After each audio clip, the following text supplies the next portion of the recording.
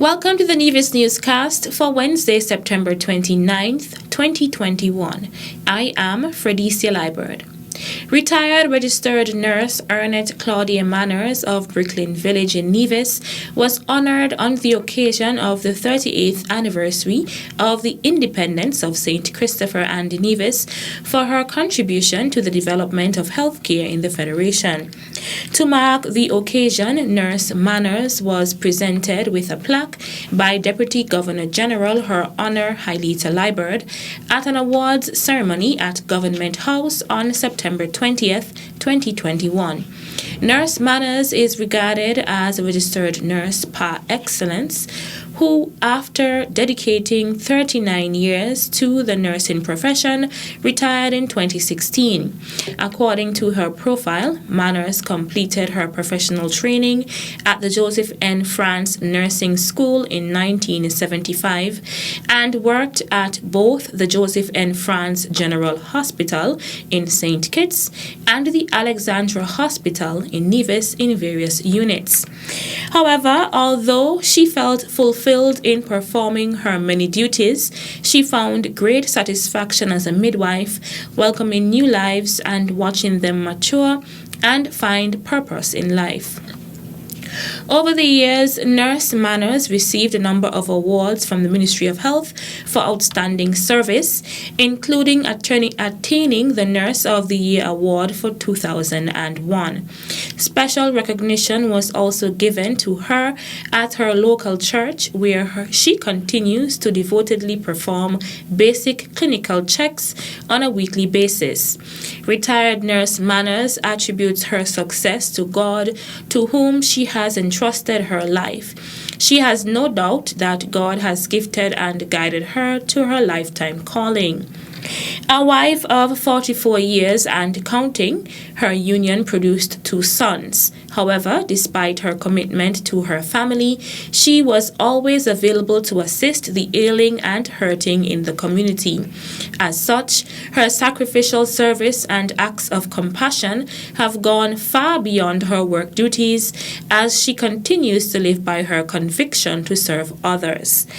Manners remains grateful to her family, including her church family, friends, the Nevis Island administration, colleagues, and others who have inspired her. She remains motivated by the words of the Apostle Paul, "Whatever you do, do it heartily as unto the Lord." Troy McKoy of Brown Pasture was awarded for his 25-year contribution to the business sector on Nevis as part of the 38th anniversary of independence of St. Christopher and Nevis. He was one of 2 persons who were awarded in the field of business and was presented with a plaque by Deputy Governor General Her Honor Hailita Liburd at an awards ceremony at Government House on September 20th, 2021. From an early age, McKoy knew he wanted to become a businessman. However, unknowingly, his first step toward that goal presented itself when in 1989, a friend and neighbor, Michael Jones of blessed memory, gave him a hair clipper and asked him to cut his hair. According to McKoy's profile, his neighbor was impressed with the quality of the haircut he received, since it was the first time his young neighbor had given anyone a haircut. Not too long after, McKoy began cutting Mr. Jones's brother's hair, the hair of his own siblings, and eventually that of friends.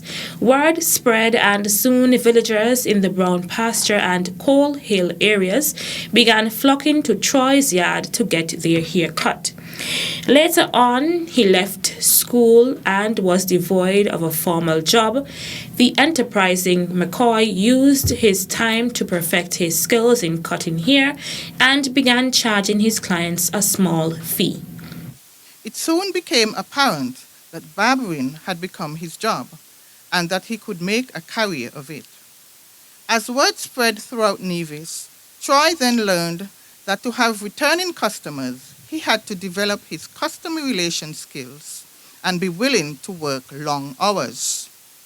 After working in his mother's yard under a mango tree, he knew that for him to get the business to advance and to attract people from all walks of life, he needed a proper barber shop. The business grew to the point where he was forced to open early mornings and close late at nights.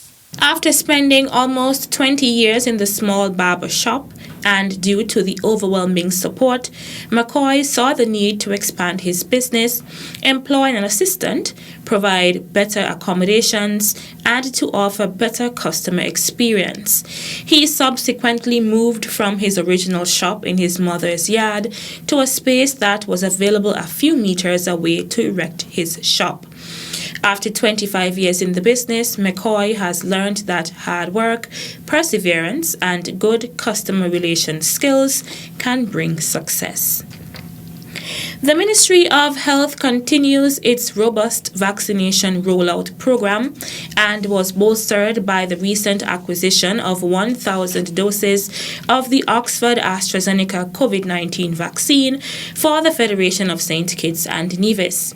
In an interview, Minister of Health, the Honorable Akila Byron Nisbet, stated that the vaccines will aid in the fight against the deadly COVID-19 virus and urged the populace to get vaccinated at the soonest. Minister Byron Nisbet says the Ministry of Health is very grateful to have received some extra doses of the Oxford AstraZeneca vaccine. About 1,000 doses have been received that will be able to give to persons for their second dose of the AstraZeneca shot so they can become fully vaccinated. If you had your first shot of the AstraZeneca, we are not recommending that you have the Pfizer. So, we were assiduously trying to find extra doses and we were able to locate some extra doses of AstraZeneca. We are thankful for having been able to receive those extra doses, said Minister Byron Nisbet.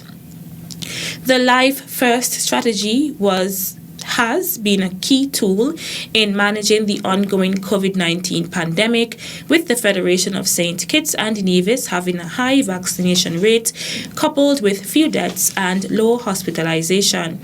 The Minister of Health indicated that all clinics on St. Kitts and Nevis will be open from 1 p.m. to 4 p.m. Monday to Friday and on Saturday from 9 a.m. to 1 p.m. so that persons can get vaccinated. As of September 28, 2021, 75.6% of the target population had received at least one dose of a COVID-19 vaccine, with another 66.7% being fully vaccinated against COVID-19. Still to come, over $18 million spent to date to contain the spread of COVID-19. The details right after this break. Hello, this is Premier Mark Brantley. St. Kitts and Nevis is about to embark on its Census 2021. Every 10 years, the country engages in a census exercise to determine the number of people that are living here and where they're living. This information is absolutely critical to the government so that we can plan proper policies and ensure that all of our people benefit from our development. I am inviting you, therefore, to engage and to go out and be a part of Census 2021. It's you, me, us. 2021 Census. #Be counted.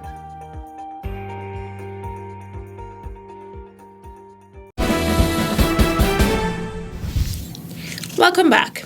The order paper has been circulated for a sitting of the National Assembly to be held at the National Assembly Chambers, Government Headquarters, Bastille, on Thursday, September 30th, 2021 at 10 a.m. Notice has been given. The Honorable Prime Minister Dr. Timothy Harris will seek leave to introduce and have read a first time Drugs Prevention and Abatement of the Misuse and Abuse of Drugs Amendment Act 2021 and Securities Bill 2021. Additionally, the Minister of Foreign Affairs and Civil Aviation, Honorable Mark Brantley, will seek leave to introduce and have read a first-time Civil Aviation Amendment No. 2 Bill 2021. Also, the Minister of Tourism, Transport and Ports, Honorable Lindsay Grant, will seek leave to introduce and have read a first-time Vehicles and Road Traffic Amendment Bill 2021. The National Assembly will be broadcast live on ZIZ Radio 96 FM and participating radio stations.